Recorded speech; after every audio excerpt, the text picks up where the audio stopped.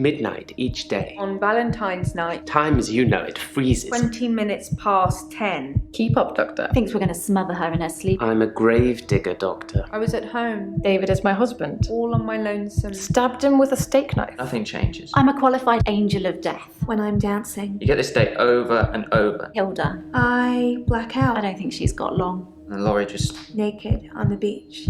Hannah. Is that it for today?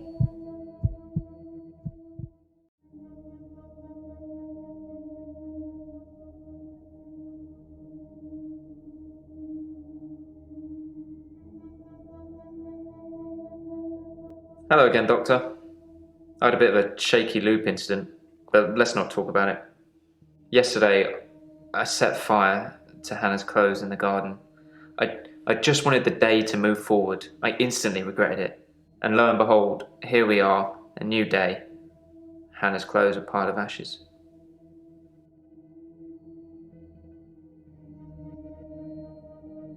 I've kept almost all of her stuff as she left it. It's just the clothes. I decided to burn those yesterday, so here I am. Hannah loved clothes. Every season, she'd donate her entire wardrobe to some charity or another, and only buy stuff she loved. I was left with winter.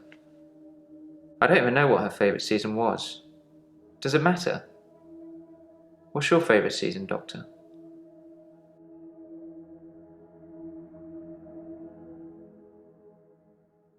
If you like winter, you're supposed to be hard-working and analytical. I suppose that increases my chances of you curing my problem. I don't think winter was Hannah's favourite season. Not colourful enough.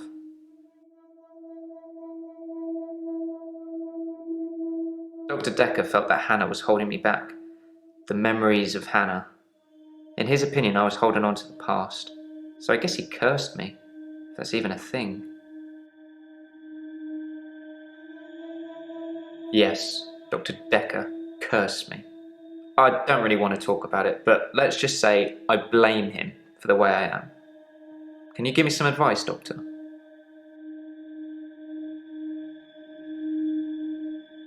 I've been trying to think how I can get past today. I've come up with a couple of choices. I could set fire to Hannah's photographs.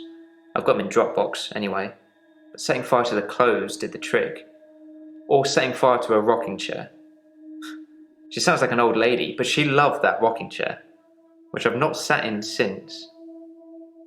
Which one do you think's best?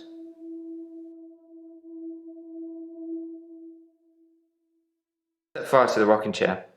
I never like the way it moves forwards and backwards. Forwards and backwards.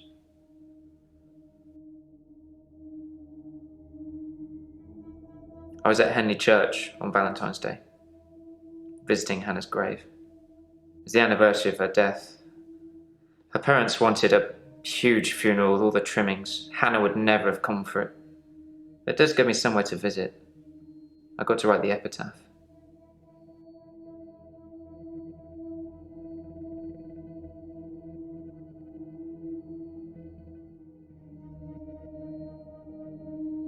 We walk alone without our angel.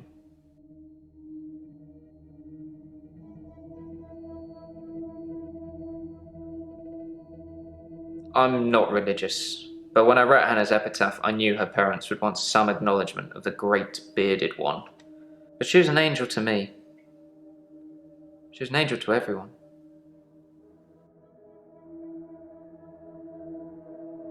I left Henley Church about 11 o'clock on Valentine's Day. I was talking to an archaeologist who said it uncovered some fossils resembling a strange cephalopod-like creature. Strange place to find an octopus, really. What? Do you think I've got something to do with Dr. Dekker's murder? Maybe you should ask your assistant who Dekker saw that day.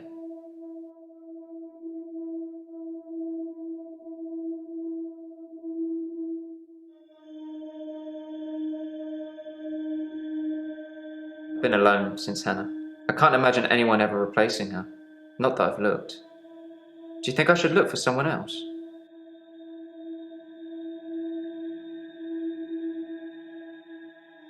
Thanks, Doctor. I appreciate that. I still don't think I'm ready to move forward in that respect.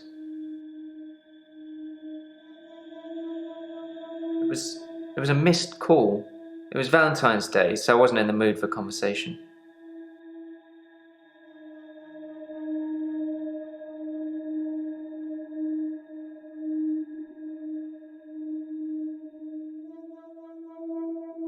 She's dead. Thanks for bringing that up. I like winter. Being snowed in with Hannah, just the two of us.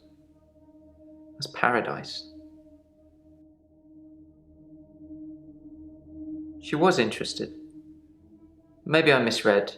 Maybe she was just being kind. I suppose most women wouldn't enjoy me talking about my dead ex for hours. It's a sea creature, like an octopus. I suppose they find dinosaur bones everywhere. Just because we're on land now doesn't mean millions of years ago this place wasn't at the bottom of the ocean.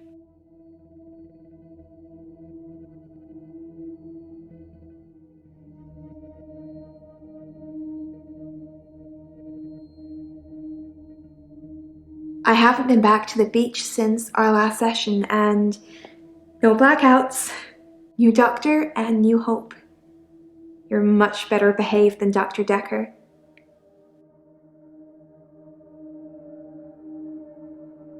We went out for drinks. Didn't you know? He said it was a breach of something or the other, but I can be pretty persuasive when I want to be. Shh.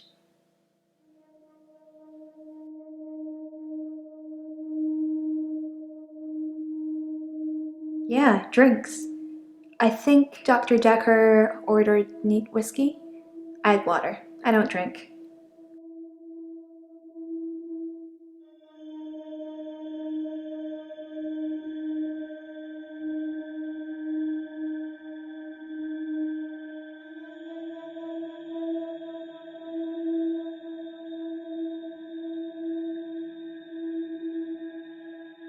I guess it was a couple of days before Valentine's Day.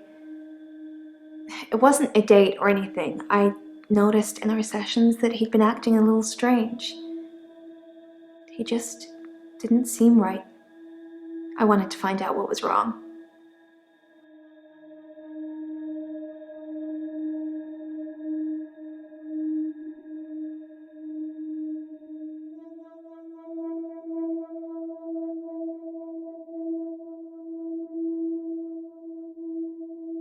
I know, it's pretty hard to believe, isn't it? I feel pretty ugly. But I think I have a nice smile. Lots of people find me attractive, but I've seen something truly beautiful. It makes me feel dull by comparison.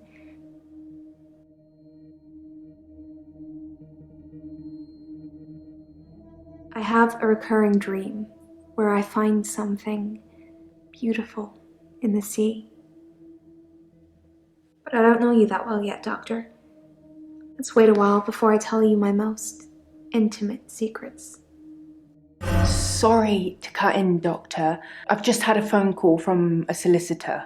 Ben's trying to sue us for nervous shock. Should I go and see him to talk it out, or should I find a solicitor to represent us? Sorry to be pushy, I just think we should act quickly before it's too late. Okay, well, just let me know.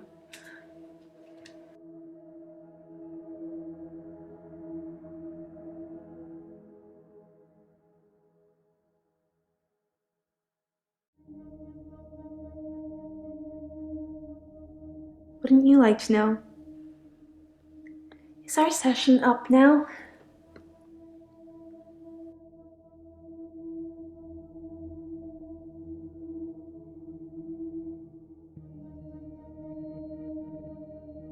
Dr. Dekker dated his patients.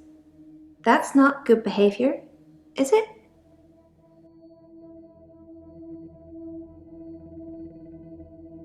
I think her name was Scarlett?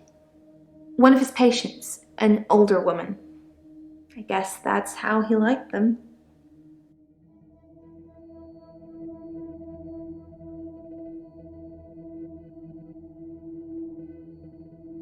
I haven't been back to the beach since our last session. I've kind of missed it.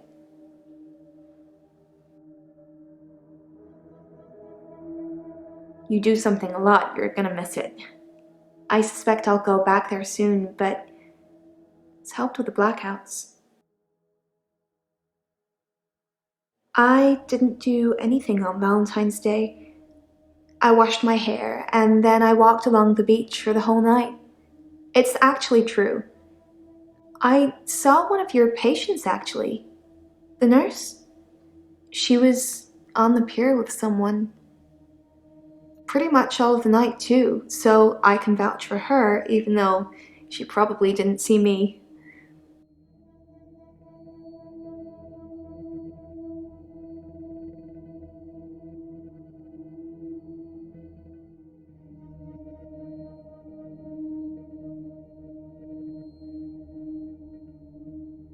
I've danced around in my living room, but no clubs since last time. I like dancing around in my underwear. Sometimes less. Some girls say that they're washing their hair when they don't want to go out, but I was genuinely washing my hair. Do you think my hair is pretty, Doctor?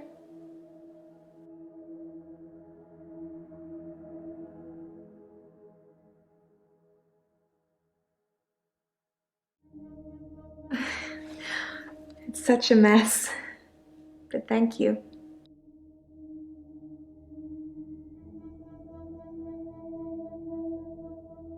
I'm insecure, Doctor. Isn't it obvious? People are quick to put labels on everything. I suppose Dr. Dekker was more than just a therapist to me. We had a lot of things in common, but we weren't seeing each other.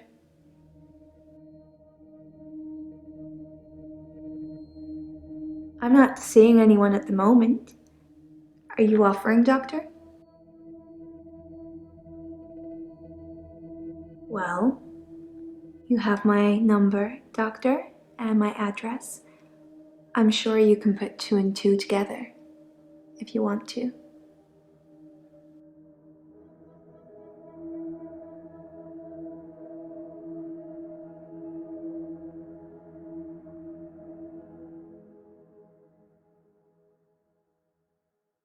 I haven't had a great day, to be honest. Someone accused me of stealing from my patients, which I would never do. Plus, Hilda's getting worse.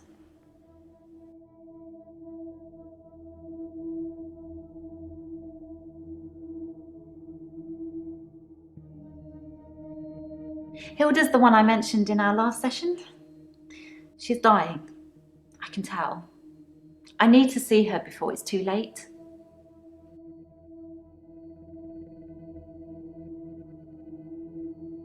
Help her finish her unfinished business. People who are dying always have things they wish they could do before they go. We leave a lot of loose ends in our lives. We're very messy that way.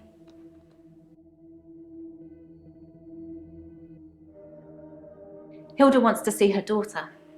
She's in Australia, so I'm going to have to use my talent.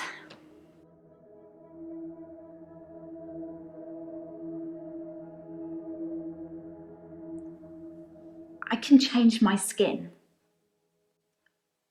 What I look like. I can turn into a patient's loved one. I just hold their hand and ask them to imagine that the person they want to see is sitting right here next to them, and I become them. It's how I help them move on. That's how I comfort them.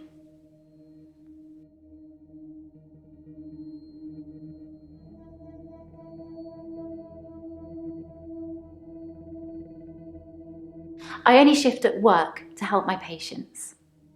I don't have any interest in using it as a party trick or to deceive anyone.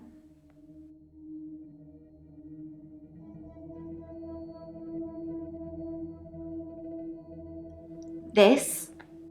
Well, it started with this. It's a locket.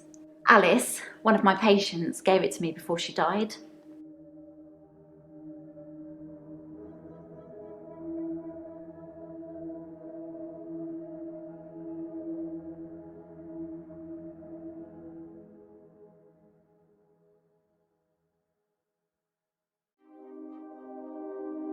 I have a few other things. A watch, a ring. One patient gave me a little china bird.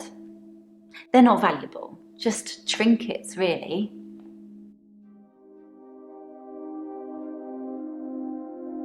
Strictly speaking, all of the patient's belongings should be passed on to family members after they die. But Alice's son never visited. He didn't care about his mum. Why would he care about some worthless piece of jewellery?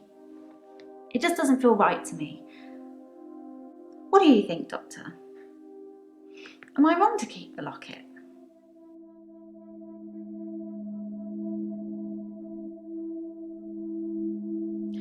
Thank you, Doctor. That makes me feel much better.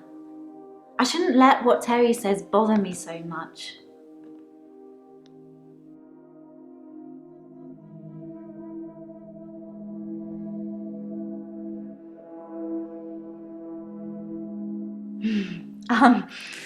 Actually, I had a hot date.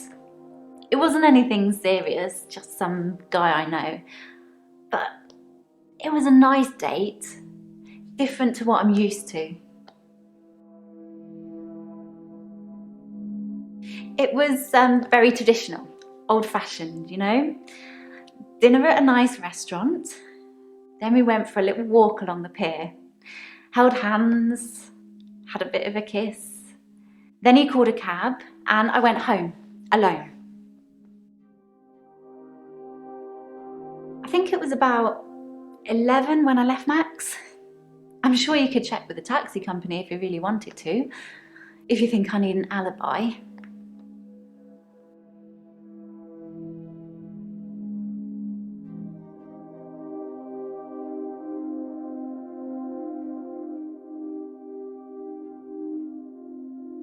Yes, I had a session with Dr. Dekker on Valentine's Day. 3 o'clock, I think. Just a few hours later, he was...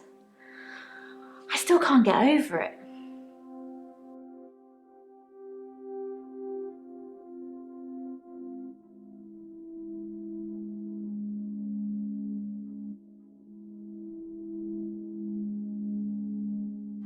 Of course, it was Terry that accused me of stealing. One of the other nurses, she's actually trying to make out that I'm some kind of HSK.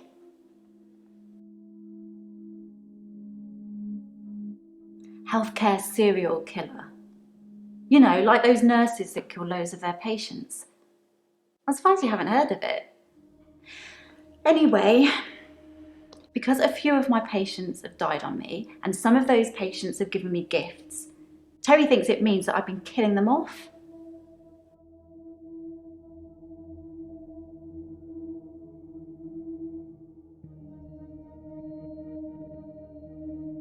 I can sense it, you know?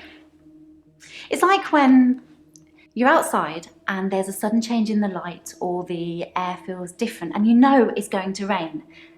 It's like that. I always know when one of my patients is fading, even before the doctors know. Their energy changes. It sounds silly when I put it into words. I sound like my mum.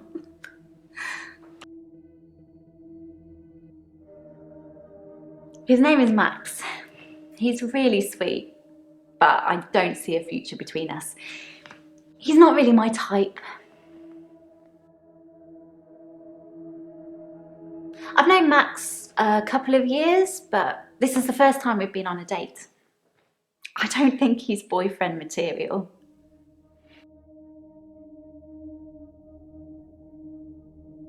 Dr. Dekker seemed fine on Valentine's Day. He seemed to be in a good mood. It didn't seem like anything was bothering him.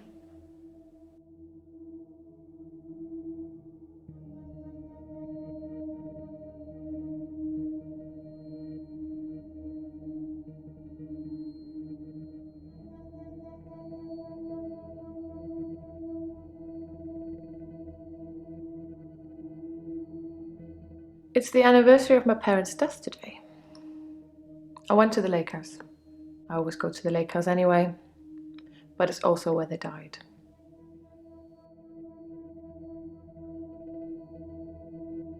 I stood for a while, looking across the water.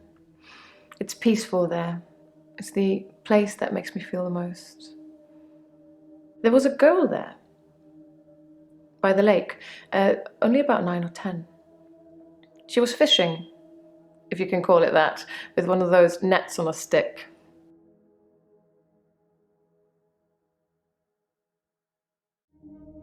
I don't know why I talked to her. She looked sad. I don't usually talk to children, but she seemed different, special.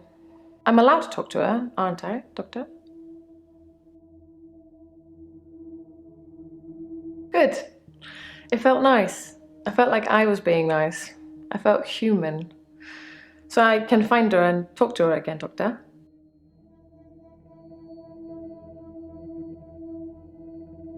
Then I will. I'll look for her next time I'm there.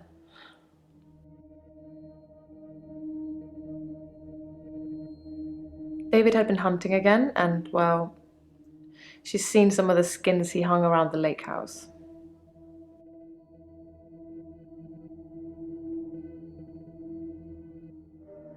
David wasn't there. Or at least I didn't see him. I didn't go inside. I forgot my key, and the spare was missing.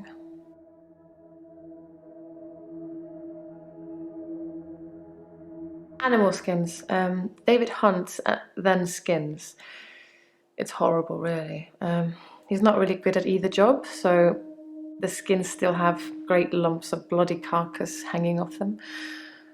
I'm sure he'll get better with practice. They died of carbon monoxide poisoning. I was staying at a friend's house, otherwise I would have died too.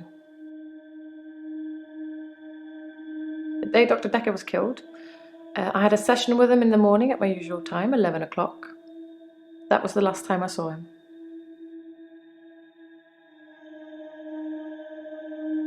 Dr. Dekker made me an offer that I couldn't refuse. I'll be taking it to the grave with me, though. As did he.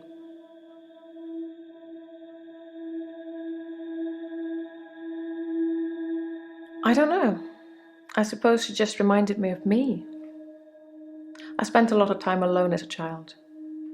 She said she was trying to catch some strange creatures that she's seen in the water.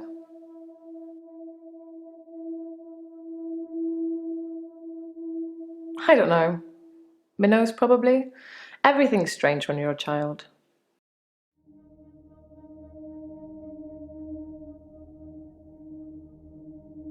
It was 12 years ago. I was still very young. Too young to be an orphan, anyway. I had to toughen up quickly.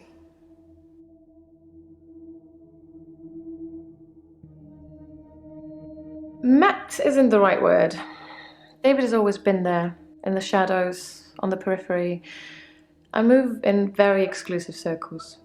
You tend to see the same faces. I don't move in any circles anymore. Those people were my parents' friends, not mine. Love? Yes. I suppose I always will. Valentine's Day night, I was at the lake house, watching David, like I always do. He has trouble with his mental faculties and is getting worse. Yes. I watch him and make sure nothing bad happens.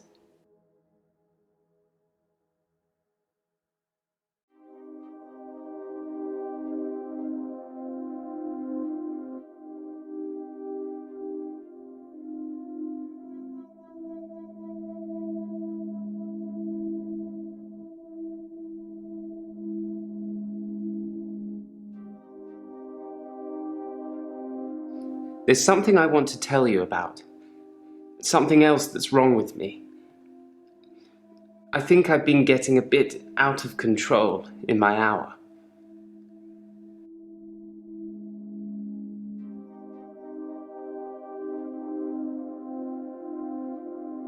When I first got the hour, I was shocked, obviously. It took me a while to work out that everyone was frozen and only I could move, because I live on my own.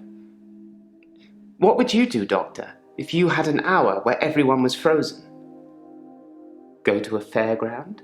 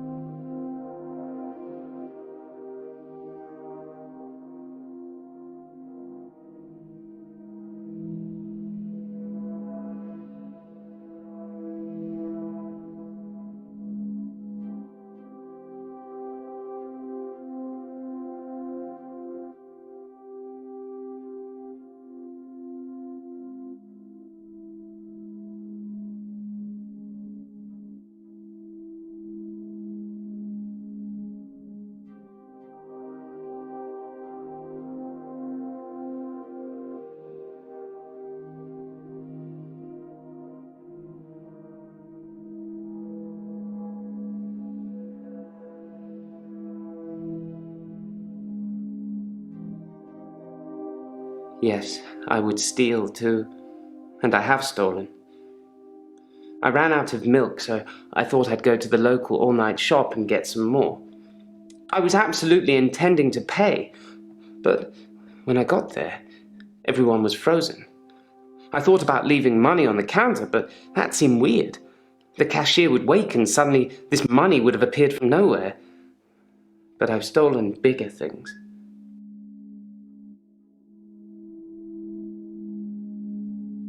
Well, that makes me feel a little better. There's a young mother, divorced, who lives opposite me. Jessica. She's friendly and says hello to me, smiles. I've always wondered what she looks like naked. So 1 hour, I broke into her house. She was standing in her bedroom. I took it as a sign. I took off her clothes and...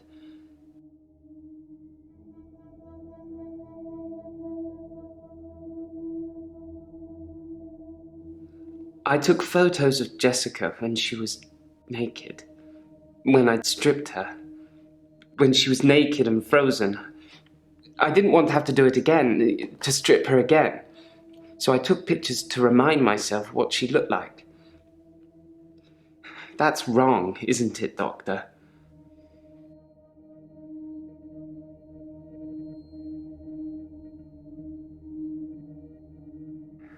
I know. It's that bloody Dr. Dekker. He made me this way. It's all his fault.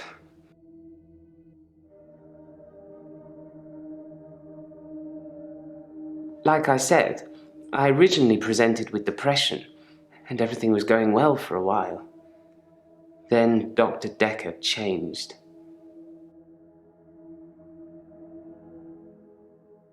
He was easily distracted during sessions, like he wasn't listening. I'm pretty sure he wasn't listening half the time. I don't think he wanted to know about his patients anymore. But when he did give you advice...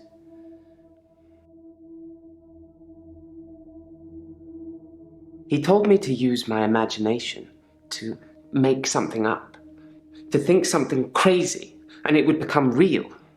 He told me to think of a way to get more time. So I did. But he pushed me. He made me think it.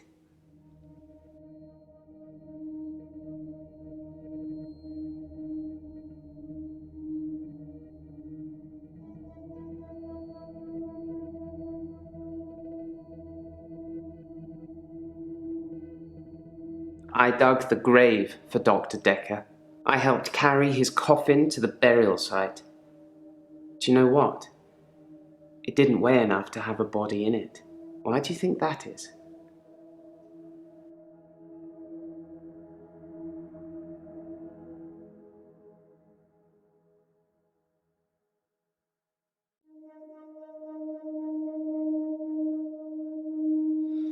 Possibly a relative of yours. Possibly a patient that died here. I'm not sure. She doesn't normally say anything.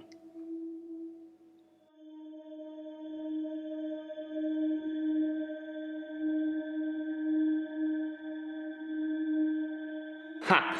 That was just an example, Doctor. I'm sure you can come up with more exciting things to do than that.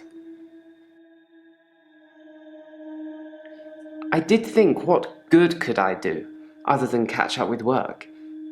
I did see a woman who was having her purse snatched, so I gave her purse back, and the crook, I placed him on a bus a few blocks away. I have no idea where it was going.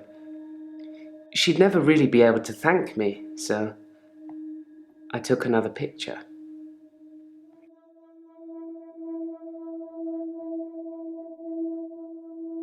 No, the coffin wasn't empty. There was something in it. A decoy, I'd imagine. I'm guessing he was buried somewhere else, or cremated. Somebody somewhere didn't want his body going in the ground. Do you want to be cremated or buried, Doctor?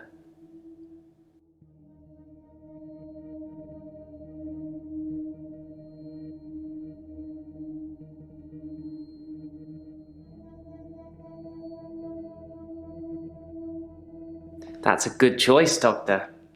Less work for me.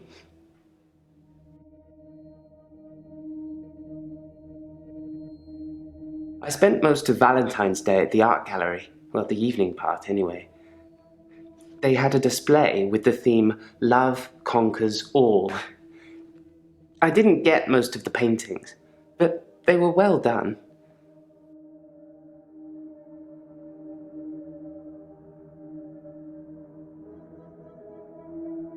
Yes, I suppose I've destroyed a few things whilst in the hour. You can be the perfect supervillain. Nobody knows it was you.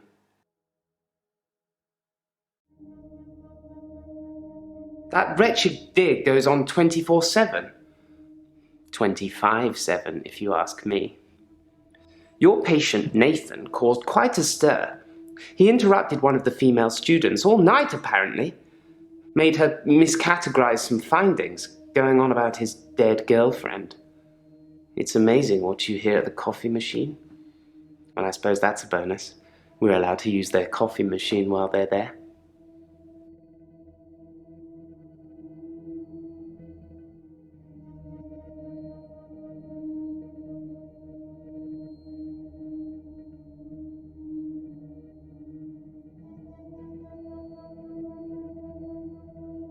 Because you have to hope, don't you, Doctor?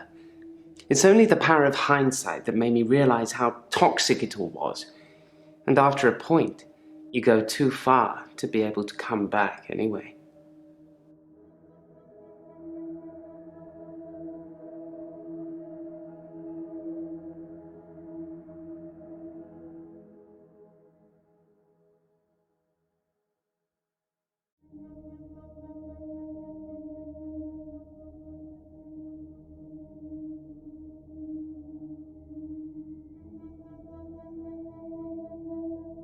I'm Jasmine. I don't come in that often. What happened to Dr. Dekker?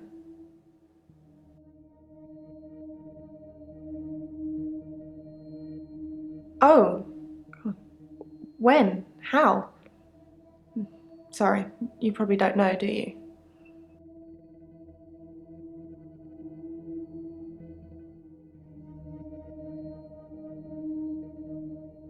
Ouch. I didn't really know him that well. I'm trying to remember what I was doing on Valentine's Day now. We had a display in the gallery based on Love Conquers All, so I had to work. Mainly it was a collection of giant hearts sat on things, but I ran into another patient, Bryce. I'd never really spoken with him before, but he's quite an art critic. I couldn't get rid of him until I finished work at 11. There's actually another guy who takes over on the night shift. I'm not sure if he kept talking to Bryce though. Providence is open 24 hours.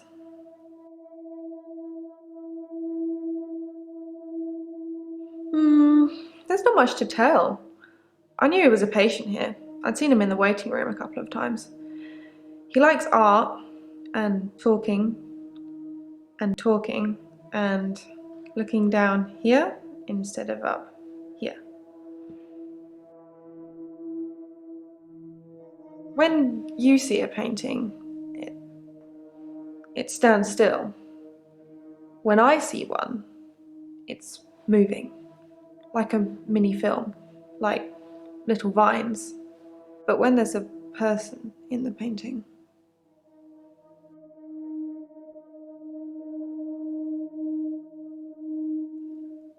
they watch me, normally disapprovingly.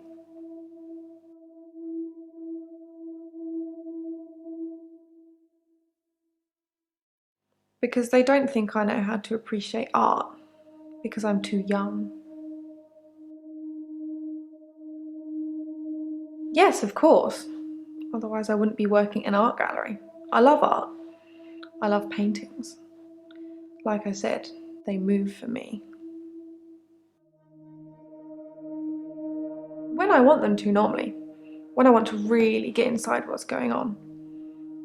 But some paintings, I can't stop.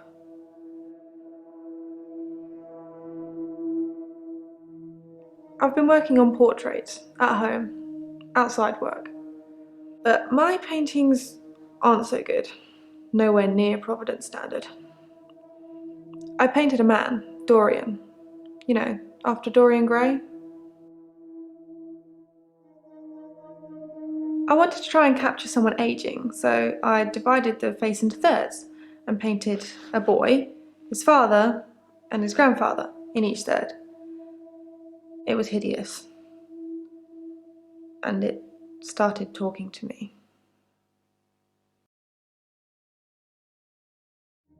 That I'm ugly, that I have no talent, nothing will become of me. Is that true, Doctor?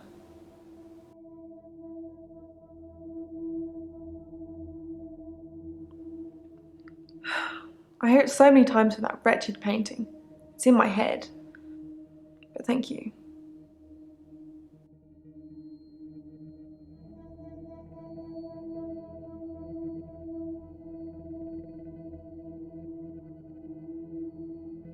He was shy, and then less so. When I told him about my problem, he told me to set fire to it. Yeah, he could have been more specific. I tried to set fire to Providence. At that time, I thought the only way to fix my problem was to set fire to the entire art gallery. Several paintings didn't make it. Luckily, my boss didn't press charges. The police did arrest me, though.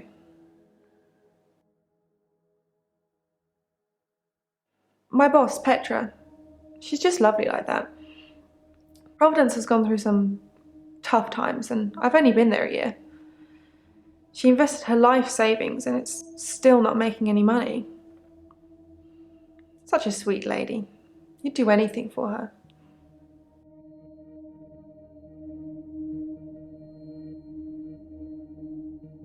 Dr. Dekker told me to burn it. It was nothing to do with Petra. No. Why are you saying that? I don't even know if Petra has insurance.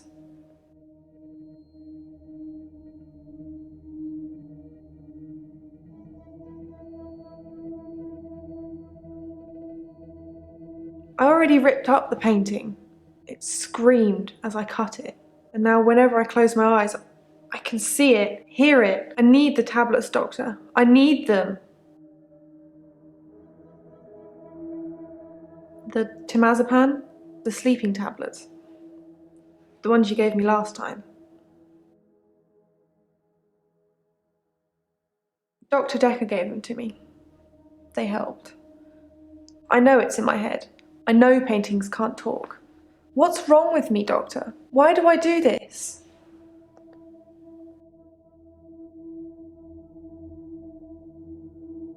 Thank you, Doctor. I'll think about that. And the prescription, please?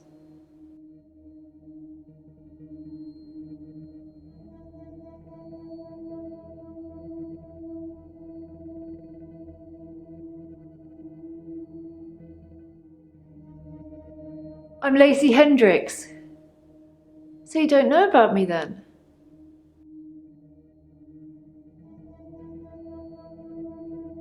Where to start? My next door neighbour in Jobson Hill, where I live, she was murdered. 80, and they diversion burgled her.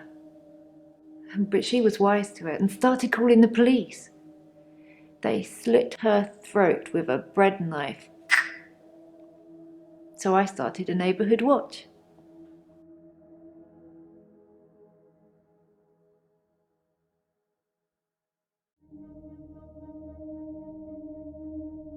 It was me and Agnes. Everyone else thought we were overreacting. If they want their throats cut, that's up to them, living in their bubbles. But Agnes... Poor Agnes. She went missing, and still is. And that's what people think. But it's not the truth. It killed them. It looks normal enough. A smartly dressed, door-to-door saleswoman. I know because I heard my other neighbours shout at her. No Jehovah's! They think anyone knocking is a Jehovah. But she said she was selling double glazing.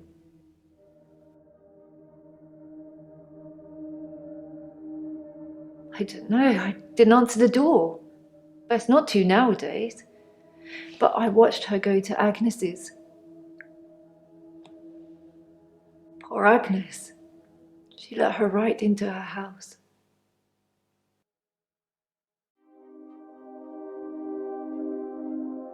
I could only see the silhouette. It turned from a person into a, well, it looked like, I guess you'd call it a Medusa. Snakes for her face. And Agnes just fell to the floor.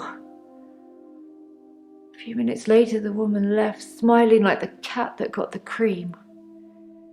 That was the end of Agnes.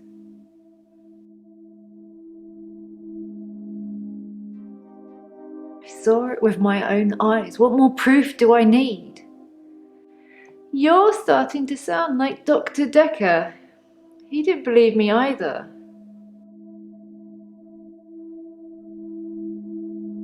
I didn't have much luck with him, like I said.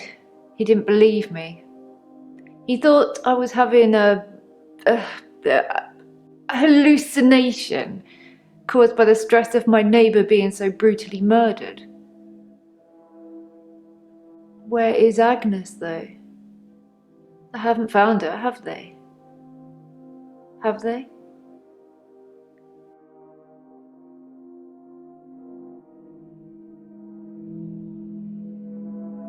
What?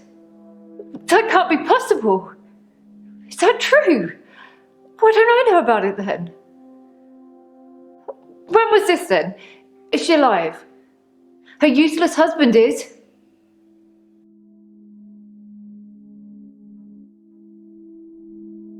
Don't know much about him, other than the fact that he looks at me like I'm 6 foot under every time we meet. He doesn't seem too bothered she's gone missing either. He did at first, when the police were crawling around. But now they've gone, that stopped. If I hadn't seen that thing eat her, I'd...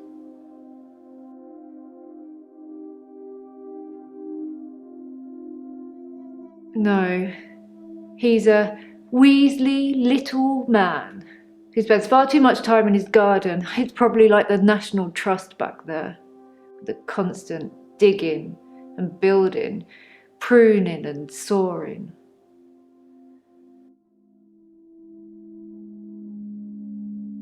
What a thing to say! Why would you say that? I kept watching the front door after that saleswoman had left and nothing. She didn't leave, and you can't get out the back since the council sold the garage block. Ron's a gardener, not a killer. Unless... Agnes said Ron was laying the foundations for a new greenhouse. You don't think... I need to call the police. I need to call them now. But they won't listen to me. I tried to tell them about the monster, but they didn't believe me. They won't believe me about this, I promise you. Please, could you call them, Doctor?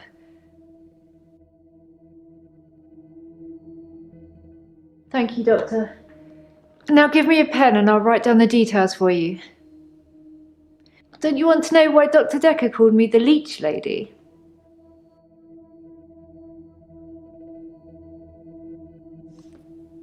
He said that I leech thoughts from people, suck 'em right out of their heads. And I can put thoughts in there too. I'm not that clever though, am I, Doctor? I mean, it's not as if I was having an affair with Ron and Agnes was in the way and needed to disappear. So I made this story up. I mean, what do you think I do for a living anyway?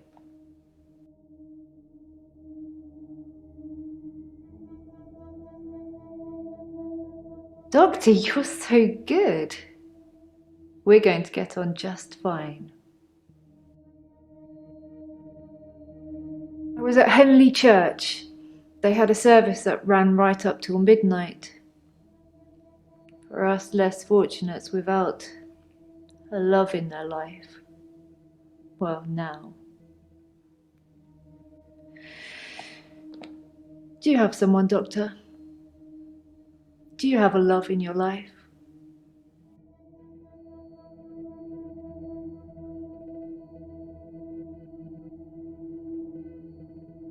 Garden club. You should come with me one night. It's a lovely way to meet new people.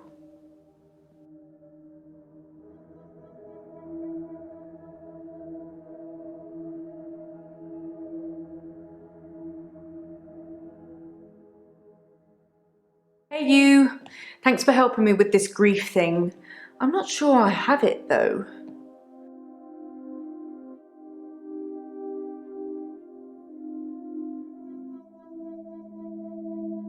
I don't really know where to start. I feel a bit numb. Maybe we should just talk about him.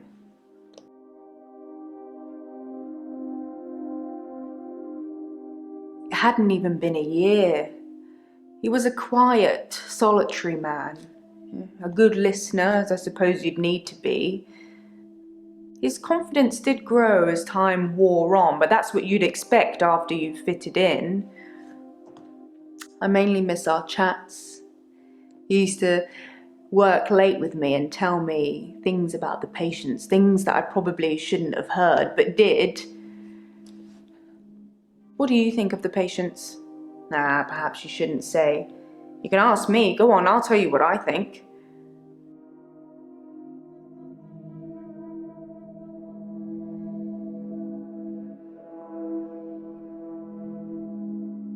We'd work late together on all sorts of things. He was preoccupied with finding patterns in patients, trying to find some kind of order.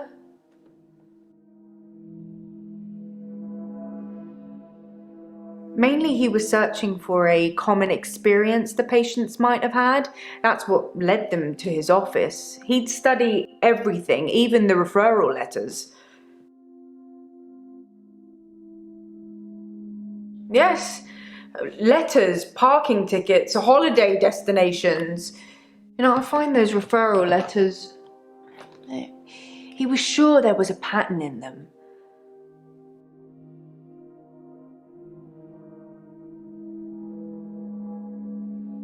So, should I get a solicitor or shall we try and talk it out with him?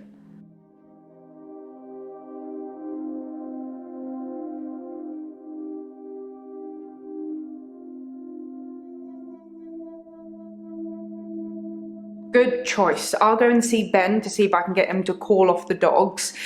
I have no idea what's gotten into him. Perhaps it's his mum.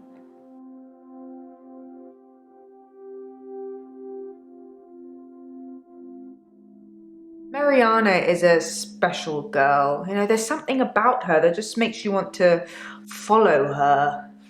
Maybe that's what a trendsetter looks like.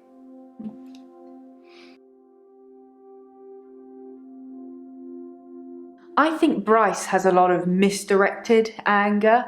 I don't think I like him that much. You know, sometimes when things overrun, he's outside waiting for you, and he stares at me as if he's undressing me with his eyes.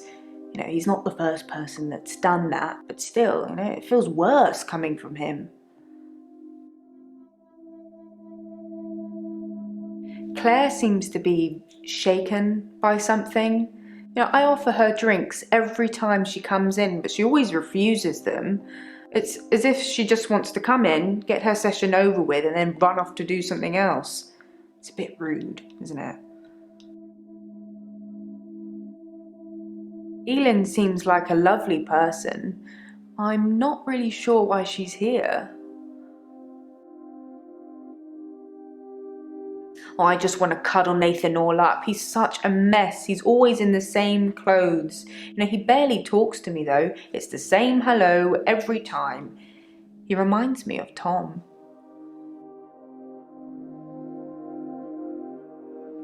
Tom was a quiet mess, like Nathan. Youngish, in his early 20s. He taught piano, but he did have a strange hobby. Tom liked to base jump.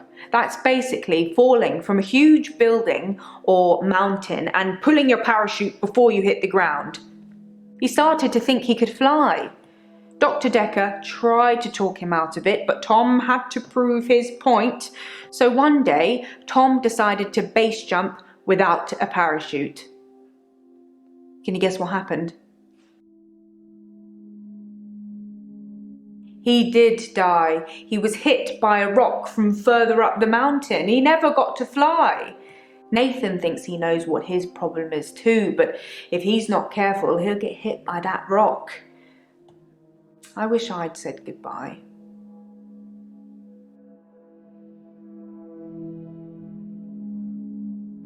I liked Tom. I never got to say goodbye. I did with Dr. Dekker though, so I suppose that's some closure. Dr. Dekker tried to fire me, not long before his murder, so we got to say what we wanted to say then, and I've got the termination letter somewhere. It's not going to stick, obviously. Professor Alderby and the Trust will overrule it, but it's nice to know what he felt about me.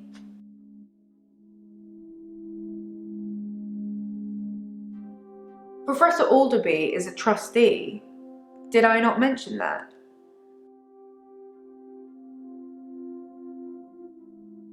On Valentine's Day, Dr. Dekker had a session with Claire Castleford at 11 and that nurse, Elin, at 3.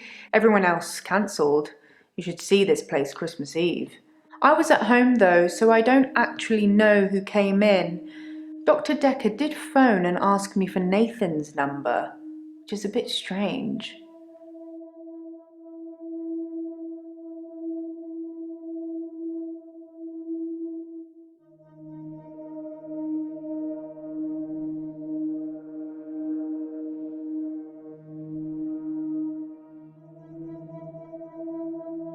She was cuddling him like he was 6. He's 25.